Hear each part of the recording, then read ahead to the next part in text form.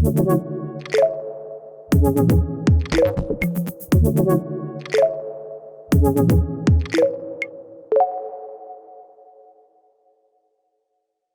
there, and welcome to Midweek. My name is Sam Markham. I'm one of the associate pastors here at Cornerstone SF, and I'm excited to be able to share tonight with you. And tonight is actually a special night as well because it marks a transition. We started our midweek Wednesday night 6 p.m. times together as an initial response to the COVID season and just the additional things that we're walking through, stresses, challenges, that kind of thing, as a way of supplementing our weekend messages and the Rise and Shine devotionals and different things that we were already doing, but wanting to provide something in the middle of the week that could help just provide a boost of encouragement and a way of staying close to God throughout our week. And functionally, I think the midweek has served its purpose well. We've been able to pull from our archives great messages from a few years ago and still have God's timeless word that had been incorporated into those messages show up and speak to us in what we were going through currently. And it was powerful to see how God could use that and do that. But part of what we're heading toward in this new year is sort of a new approach to how we help people grow in what it looks like to follow the Lord. And so we're all on this journey together, and I'll share more about what Wednesdays will look like after this message is shared, but just wanted to cue that up, that we'll be talking about it towards the end. But with that, we're going to hear from Pastor Terry again as he concludes the New Year's mini-series from 2016 called Restart. And the message for tonight is actually called A Life of Transformation. And in this, Pastor Terry will share about how we are invited into growth and transformation as we follow the Lord and how our weaknesses can become an invitation into more of Him. We are given the opportunity to have a life that is filled with freedom and healing in Jesus' name and an increasing understanding of God's purposes in and through our lives, again, as we follow Him with faithfulness and intention. So let's hear from Pastor Terry, and then I'll come back at the end with a few thoughts.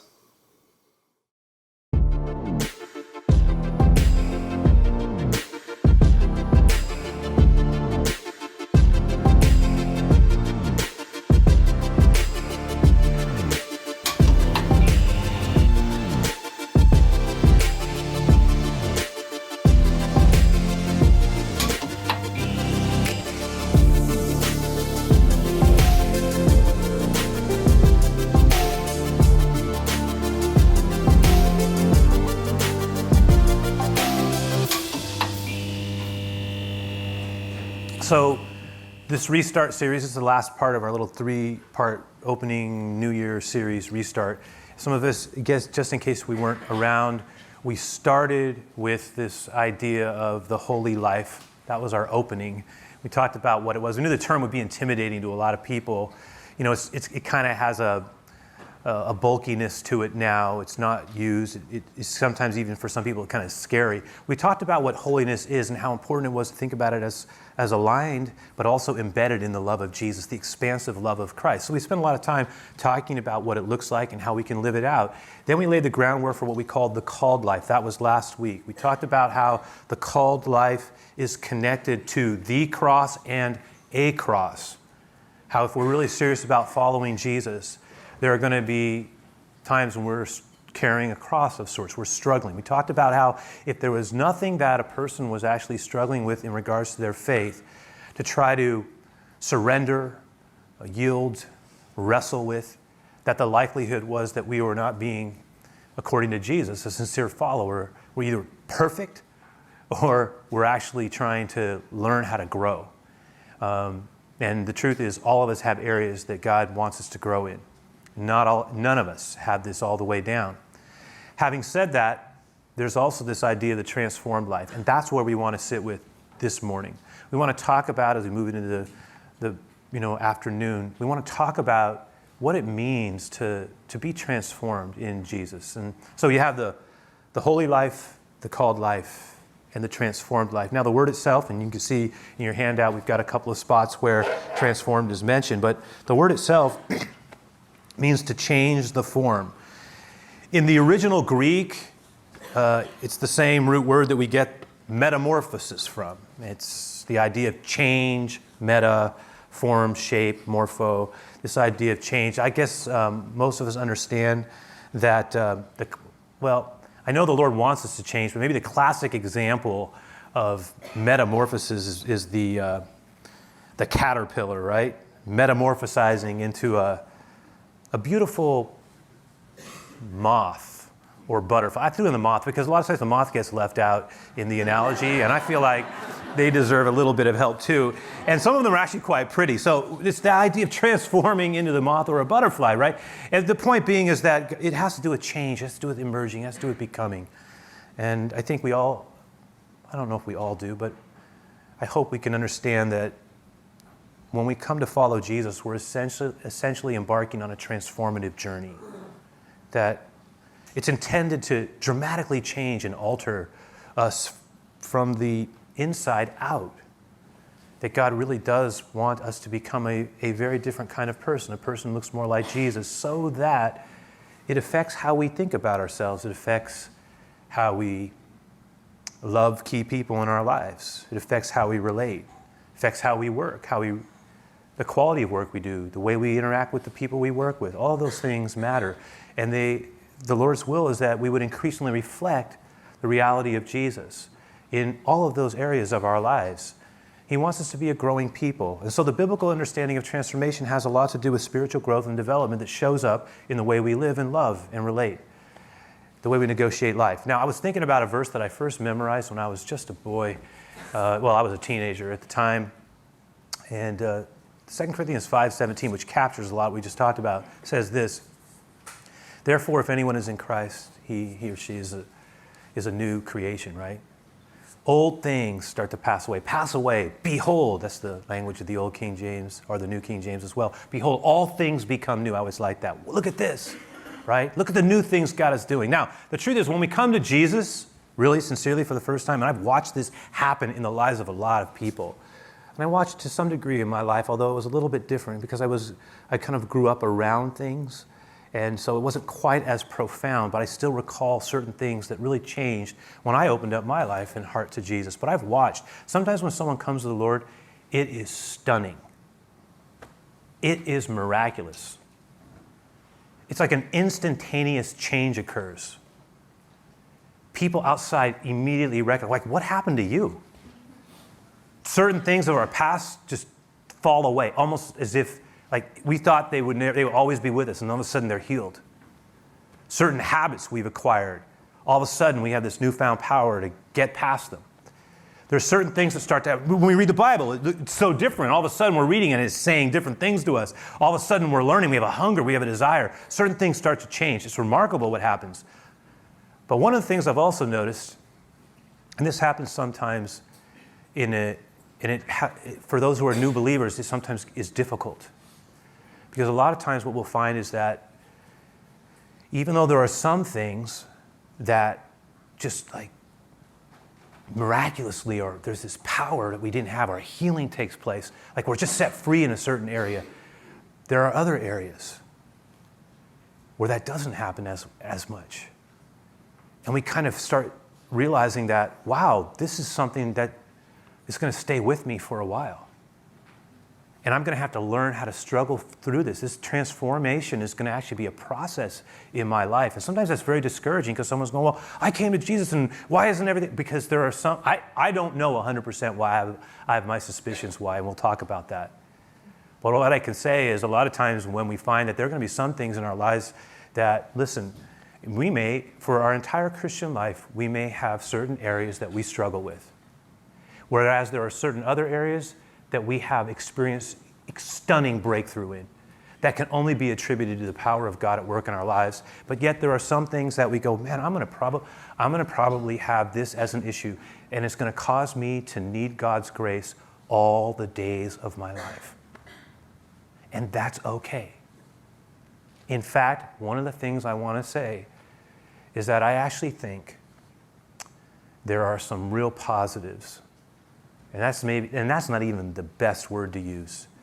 There are some amazing opportunities that are present for deep growth in both ourselves, but certainly with our relationship with the Lord, that can come in no other place than those places of struggle. And we're going to talk about that. You know, one of the things that we often discuss when we're talking about Christian growth and change is that how sometimes it's going to be immediate, and then other times it's going to be very gradual, incremental. And in fact, sometimes it was imperceptible. I mean, we don't even think we're growing. By the way, just because we don't see the growth doesn't mean, like the seed under the ground, that it's not happening. It can be. It can happen in fits and stages in ways that often are not seen. Look, Jesus was clear that if we apply ourselves even a little, growth will come. Now, it may be only the size of a mustard seed, but Jesus said all it takes, and he intentionally chose it, is a little mustard seed of faith. Watch what I can do with that. There is something to be said about that. And so, you know, a lot of times we will see transformation occurring. We're not even aware of it. One of the things that I was reminded of that illustrates this point, and I'll just kind of use my family as an example. Some of you might know that Cheryl and I have 4 grown children now. They are all in their 20s now. My oldest son is the one with the tie. It's Caleb. He's the numero uno of the group. Then it's Chloe. She's our second born, and then Jacob, our third, and then Aubrey, who's the baby. In 2 weeks turns 21. Like, whoa! What happened? Very fast. But one of the cool things that Cheryl did about 10 years back is she wanted to, you know, when Caleb was graduating high school, she put these large pictures up in the hallway. And the large pictures contain little pictures. And again, others do this. But I want to kind of like show you, because it sort of traces. This is Caleb's.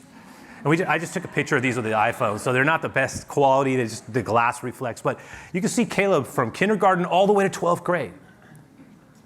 Then Chloe, his sister, watch her change every year.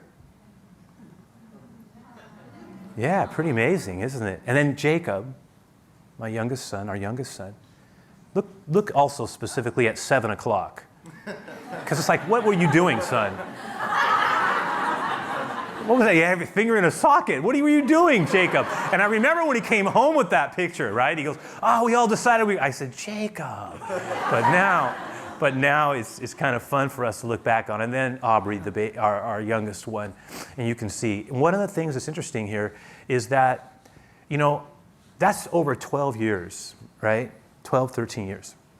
But 1 year to the next, not that much. It's noticeable. Some years, just like in our lives, some years you do notice. But for the most part, it's really gradual transformation, isn't it? But yet that same person is becoming some other version. Aubrey changes along the way. I suspect that's exactly what God's trying to do in us. Now, our growth path probably isn't going to look like this. I've never seen it ever look like this. You know what it's going to look like? Right? And there might be times where it might have times where it flattens out. But the goal is to keep growing. And I want to suggest that even in those times of dip, that maybe that creates the opportunity for real development in us. Now, there are 2 passages in this that we put in the handout that you can look at, 2 verses that I think will help us. And I'm going to move them fairly rapidly, just to lay the foundation, because I want us to actually talk about what the transformed life looks like, practically speaking. But you can see this in 2 Corinthians 3, verse 17. It says, now the Lord is the Spirit. Now watch for the reference to transformation. Now the Lord is the Spirit, and where the Spirit of the Lord is, there is freedom. By the way, God is in the freedom business. That's what he does. Jesus said, I have come that you might have life and have it abundantly. He whom the Son sets free is free indeed. Freedom. He came to set, in a way, humanity free, if you think of it that way. He gave himself as a ransom. He paid the price that we could not pay ourselves. It's about liberty. It's about freedom. It's about the God who loves us so much that he would give himself to pay a price you and I could never pay, so that we could be drawn into a relationship with him that would have everlasting implications. Where the Spirit of the Lord is, there is freedom. And we all, with unveiled face, that's a reference, by the way, to Moses in the Older Testament. There's a whole other path to walk down. Beholding the glory of the Lord, are being transformed. There it is, being transformed, changed. In the same image from one degree of glory to another, for this comes from the Lord who is a spirit. Paul wants us to understand that as we look on the Lord and truly set our gaze on him, as we sincerely engage God, that we will be transformed into a closer image to one degree of another of what he looks like. In other words, we start to look and act more like him. Because you all know, or at least we should, that we become like the things we worship. And usually the things that we look at the most is what we're worshiping the most. There is no way to grow with God. I mean, when we sing about God, we sing to him, we sing about him. And this is good to remember this. Every time we do this, we come to church and we say, oh, I'm singing to God, I'm praising God. You know what? Worship doesn't change God. It changes us. Because remember what I said last week? What we confess, we possess. When we speak to him in this way, he becomes that to us. That's the same reason why there's such power in the way we speak to people we love. If we use our intimacy as an excuse to demean, to somehow give us more freedom to tear down, then we increase the power of that emotion by articulating it. In the same way, when we speak out love and kindness and tenderness to the people, to the little ones, to the ones we're called in a relationship with, it enhances who they are to us. It's the same principle with God. When I speak to him, when I share my heart, when I sing to him, it changes who he is to me, who he is to us. So Paul's talking about that. He's talking about how we're going to look more like him. Now look what he says in Romans, though. By the way, watch how, and I know it's subtle, but watch how he places more of the emphasis on our role. The first passage in Corinthians was talking about really what God does, and we just look on him. But this one, he now shifts it around. Watch what he does. He says, I appeal to you, therefore, brothers and sisters, by the mercies of God, on the basis of God's incredible mercy, I'm inviting you to present your bodies as a living sacrifice. That is, as a person who's yielded up, but is still alive. Holy, we talked about, aligned and pure, acceptable to God, which is your spiritual worship. What he's getting at, because he brings in the body, he's saying, look, if you really want to know what kind of worship really impresses God, it's how you live your life. Live your life as if it's worship. Let this faith not just be something that we practice for an hour a week, or even just in our own closet, but seek to find a way to share that out into the arenas of our interactions, our friendships, the people, again, we work with, go to school with, our families. How does it show up there? Are we worshiping God by the way we do our jobs? Does our language reflect that in any way? What does it look like in our lives, this transformation? Look what he says, this is interesting. Do not be conformed to this world, to this culture. Don't be squeezed, don't be molded, don't be defined. Learn how to live counterculturally. Don't just go with dominant culture, he's saying. Learn how to actually swim against the grain. Don't engage in groupthink, which is what our culture is constantly preaching at us. Whether it's San Francisco culture, our nation's culture, Western culture, global culture. It doesn't matter to me. What I'm talking about is Jesus' culture. I'm talking about how he's asking us to think differently. Do not be conformed to this world, but what does he say? Be transformed, changed in a different way. Changed by the renewal of your mind, by the way we think. By testing, you may discern what is God's will, what is good and acceptable and perfect. Okay, what does that even look like in our lives? What is this transformational life? What does it mean to pursue it? Here's a couple of things. Put one up first. Number one, it has to do with becoming more of who he wants us to be. It has to do with growing into his likeness. And so it's a process that's going to require, listen, patience, resilience, and trust. Now, we could sit with each of those words. They have great meaning. Patience. Learning how to endure things when it's hard. And not get our attitude corrupted and our faith crippled. How? Learning how to be resilient. Resilience is something that you come back from something. It doesn't define us. It doesn't beat us down to where all the life is beat out of us. Trust. What What does it mean to trust God when everything in us is afraid and feels forsaken? How do we do it? Look, we all prefer, because this is the thing, Jesus-centered life is going to be filled with ups and downs. Life is, period, but it's even true of our faith life. There's going to be mountains, there's going to be valleys. We all prefer the mountaintops, the vistas, the panoramas. I do. I love getting above the tree line when I go backpacking. I always have. Something about it, the expansiveness of it, the beauty, the grandeur, it makes me want to worship God, the master artist, creator of all that I see with its power, force, and beauty. Having said that, I found, and this has been the case with many a pilgrim of Jesus over the centuries, and it was also true of David in the Psalms, which historically was the prayer book of the church and still is, when he was struggling with despair and discouragement. That I've found that a lot of times it's in the dark forest valley, the despairing place, the foreboding place where the deepest growth usually takes place. Where the most transformational experiences occur is in the dark valley, not the mountaintop. Here's a great principle, a couple of sub-principles underneath the first one. Here's the deal. Most growth doesn't take place on the terrain of our choosing. I wish it did.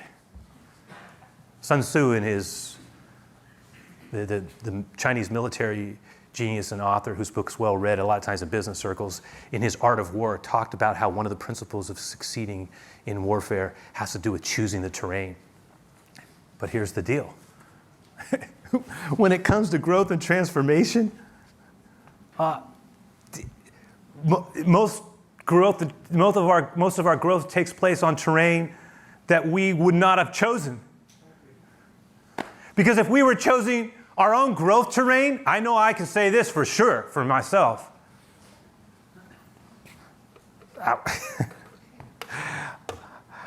It would be the terrain of the easy, not of the hard. If I was choosing my own growth terrain, it would be the terrain of happy, not sad and afraid. It would be the terrain of euphoria and joy, not of suffering. It would be the terrain of, let me grow on the terrain of pleasure, Lord, not pain.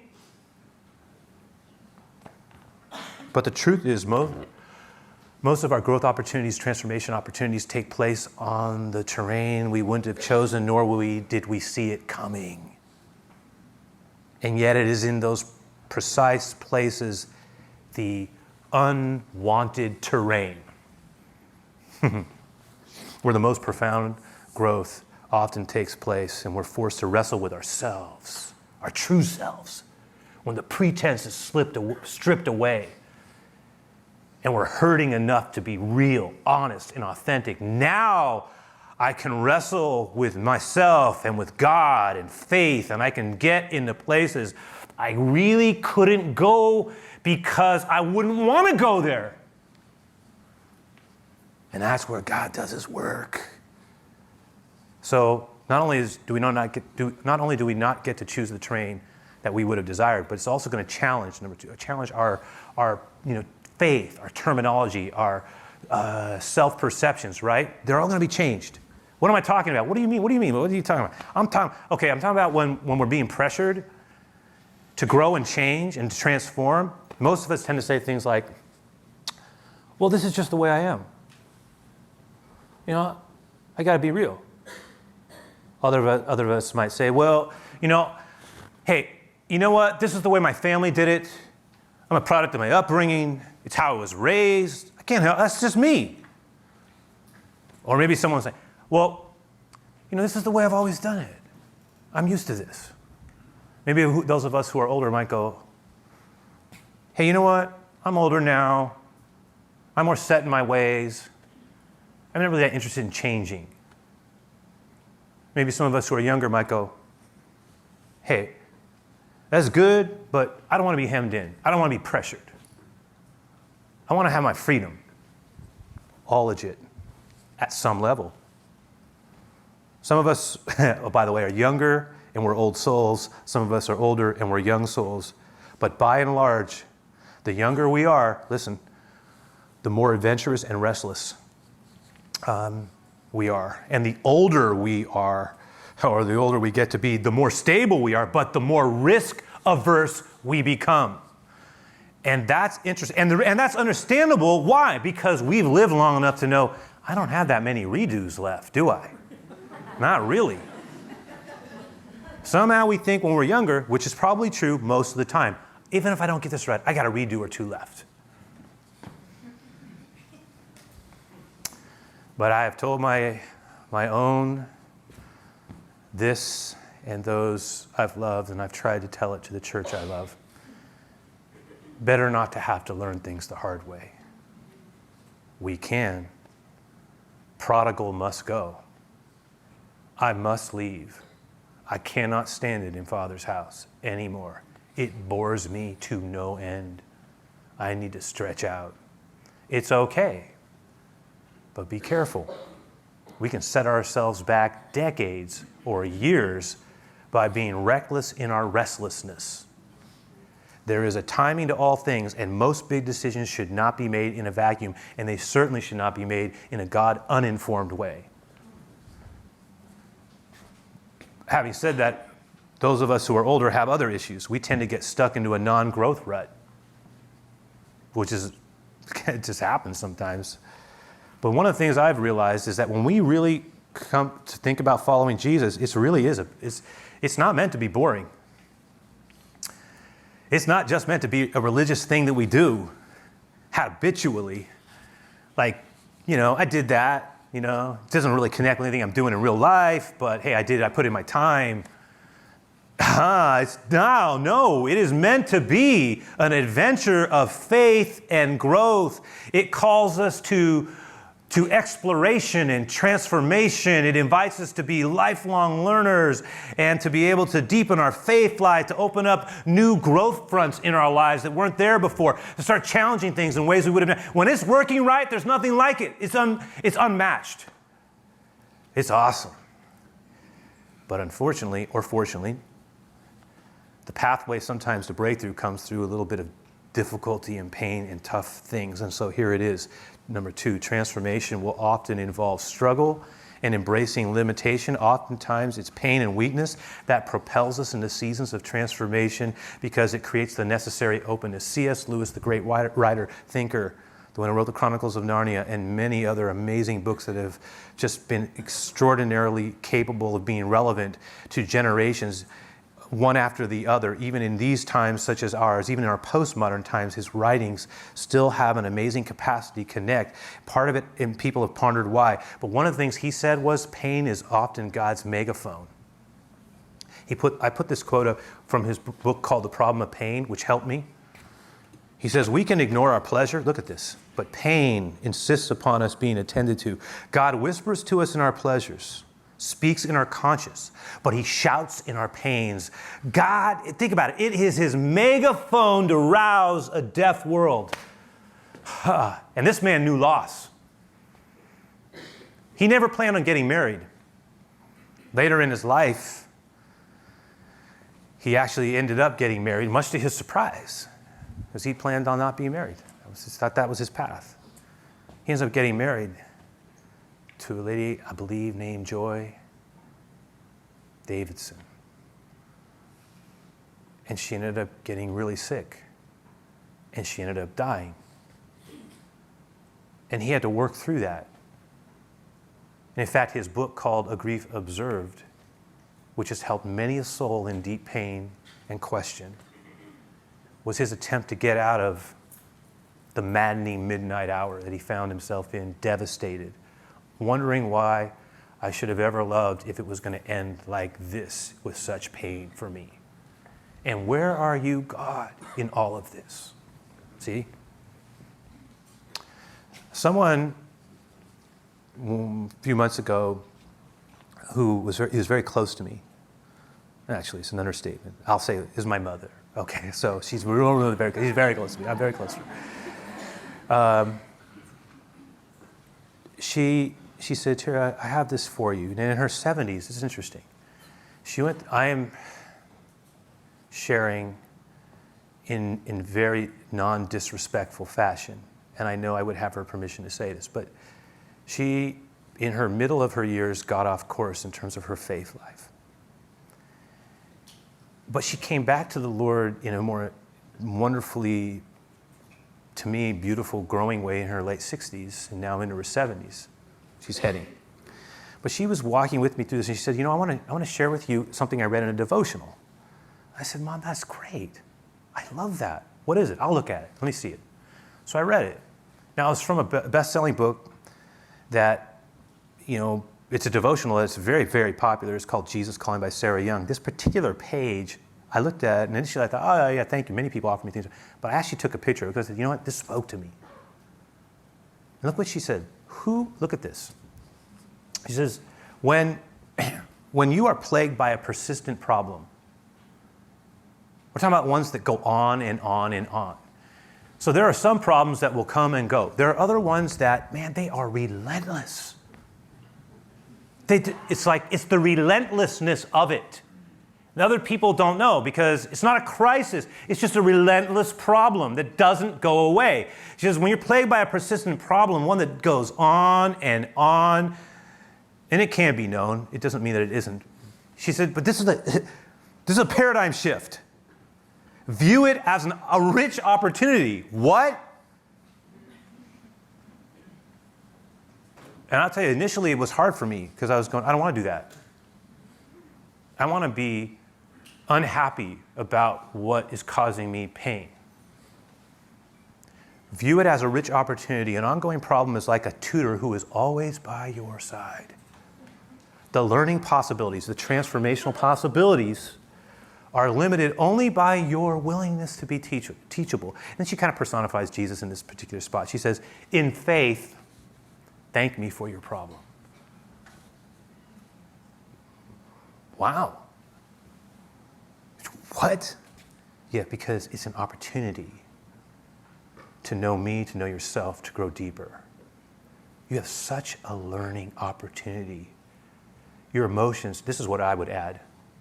In those places, our emotions are so real, honest, and authentic. One of the side benefits is the rawness of our feelings.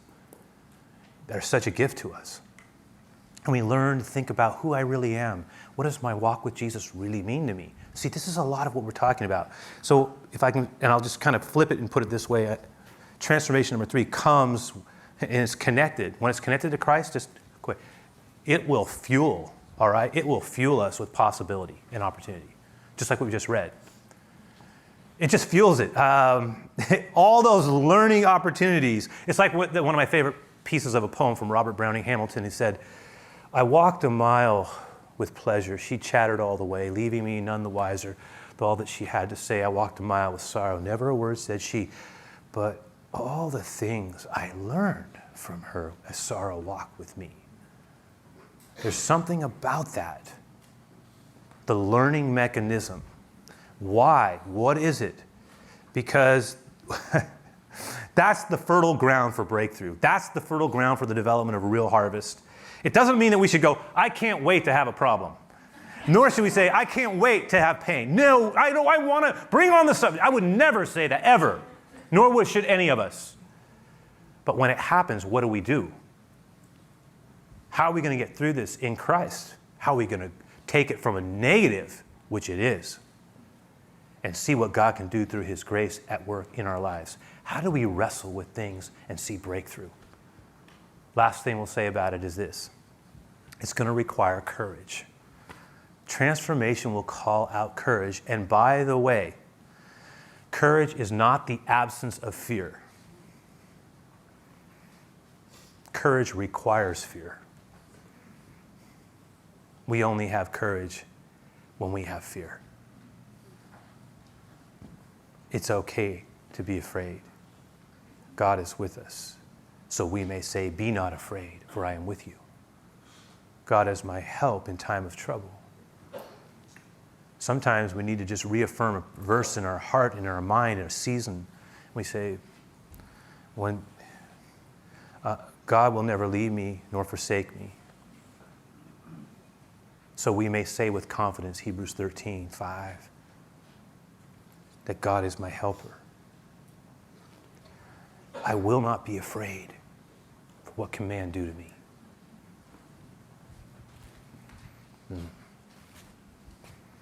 So for some of us, courage is going to look like starting for the first time to make a commitment, step out of square one, if you will, and take a leap of faith and let the resurrection power of Jesus begin to emerge in our lives. That's a step.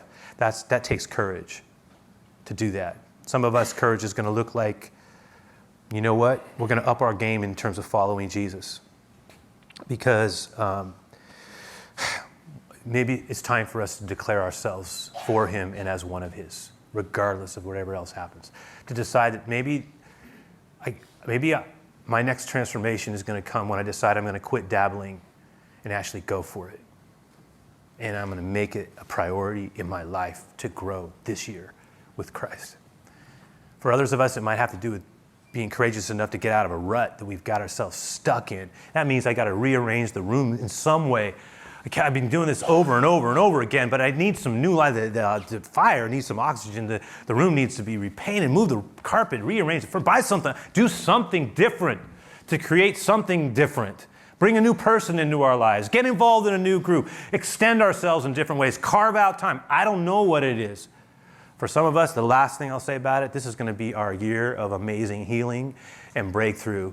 This is when God does some stuff, even through the ugly stuff, that we've been hoping and praying for. This is, remember, not all year is the same. Some of them are tough. Some of them are destined for breakthrough in God. May he bring to us, may we say, Lord, have your way in our lives. May we say that? Do amazing things in us and through us, Lord. And when we're at our lowest, Lord, do your most amazing work. Amazing grace. Show up. When I'm at my least capable, show yourself strong on my behalf. And the glory will go to no man, but to the Lord. So, we may say this, my weakness is not, and in fact, I'm going to invite you to say it with me after I say it.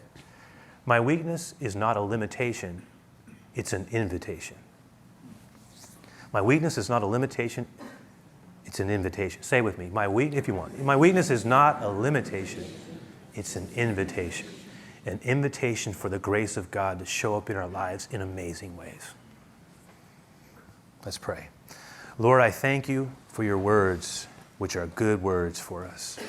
I pray that as we move in, even to the next phase, we'll begin to move into this idea of refocusing ourselves in practical ways, that the groundwork that we have laid will have benefit for us. And I realize that some change is profound and others is incremental, but the bottom line is this: I welcome your grace to show up, especially in the places of limitation. So we ask for your blessing. Bless our time of giving as we do this together as a church. And I pray for the closing song that it would sort of like put the energetic exclamation point behind everything we've just shared. This is what I ask. Continue your good work in all of us. In Jesus' name I pray. Amen. That is so good. Our weakness is not a limitation, it's an invitation. How do we invite God into our places of weakness? How do we respond when we don't have it in us, in ourselves, to do what we feel like we need to do, or what the right thing to do is? And what do we do when we're facing struggle and hardship and adversity? That ultimately and dramatically affects the direction of our lives, how we respond to that. It's a natural inclination when we feel those stressors to draw ourselves inward. Maybe we're inclined to just work really hard, just press into it with everything we've got, give it our all. And oftentimes that yields, but sometimes it's still not quite enough. Sometimes we isolate ourselves. And in the end, we do all we can to reduce or remove that source of pain or discomfort. But what if we try to approach things differently this year? What if we, instead of isolating ourselves, we lean into God and others that love and know Him and are trying to live according to His purposes as well? In doing that, we get to see how growth can come into something, that invitation into more with Him. And growth always seems to be accompanied by discomfort. Have you noticed that?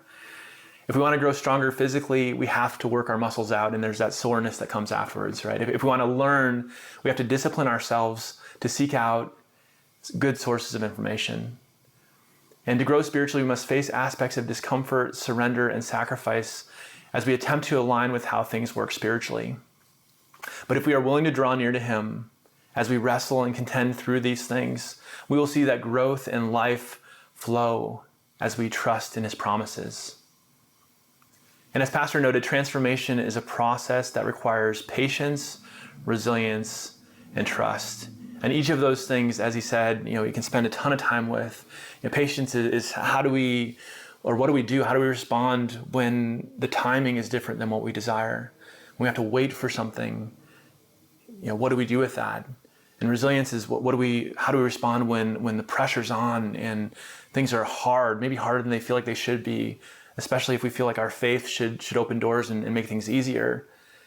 And even though that doesn't entirely align with Scripture, that our lives will be easier, there's aspects of God's help that will come in and help us to, if we have to wait or persevere through things, that he'll be with us through that too.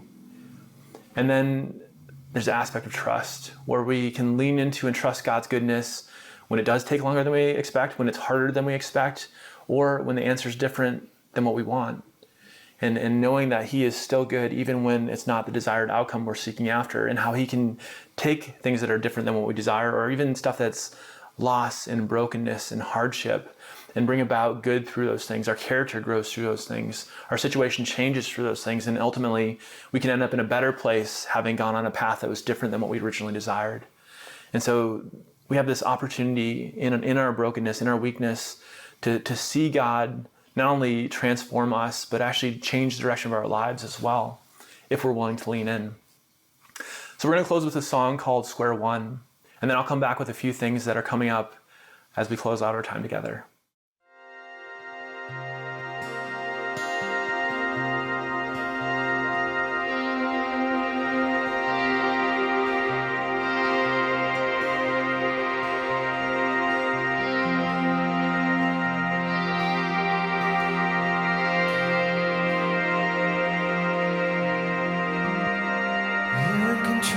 Is there any way you wanna go?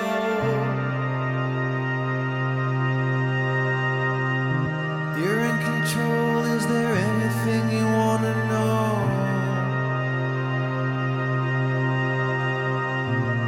The future's for discovery, the space in which we travel in.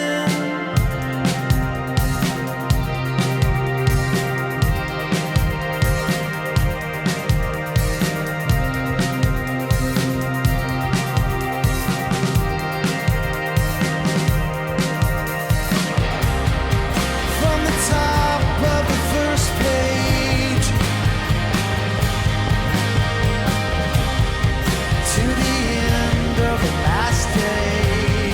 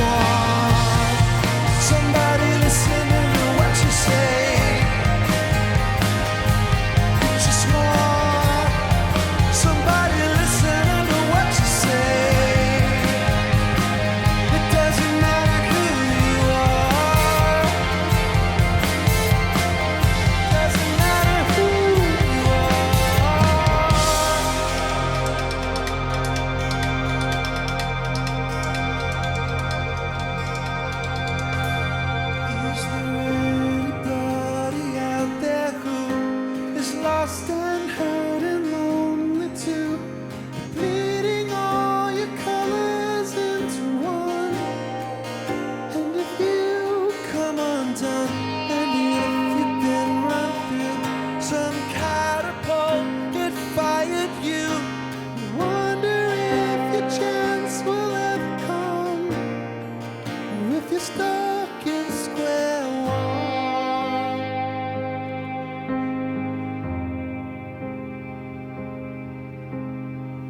That song talked about being stuck at square one, and sometimes our struggles can feel like we're completely stuck, where we can't get past something, or the growth that we're contending for just isn't happening.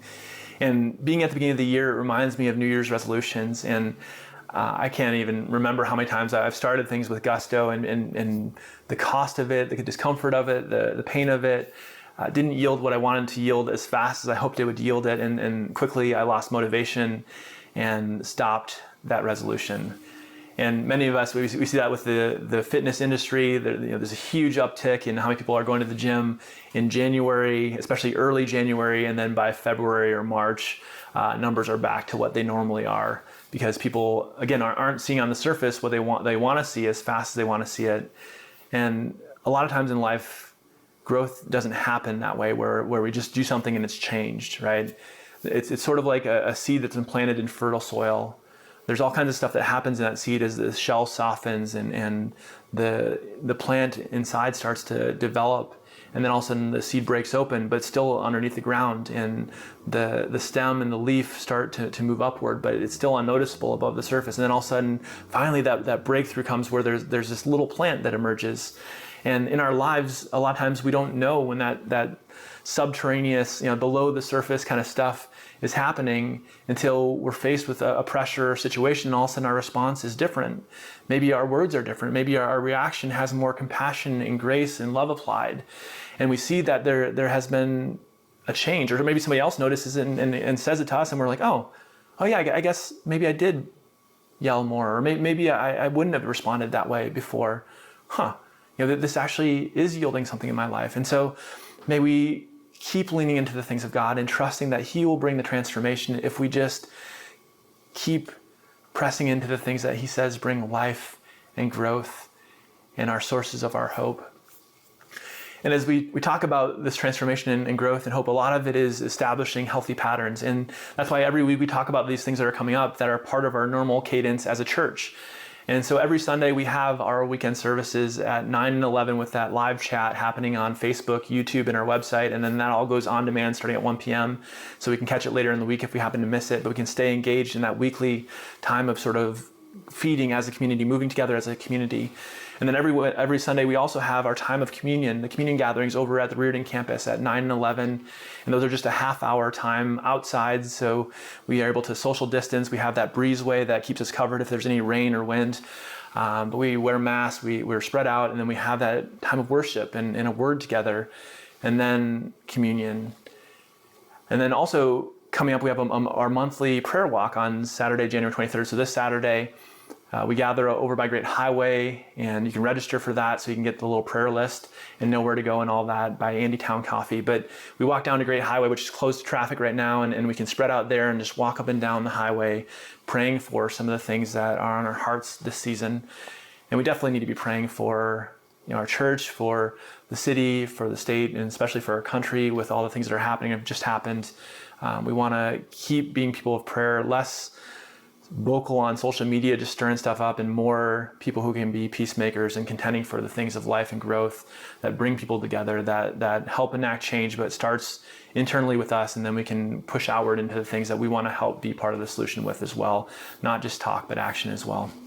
And then Sunday, January 24th, that is our Vision Sunday. So again, that'll be online on Facebook, YouTube, and our website at 9 and 11, and then on demand at 1 p.m.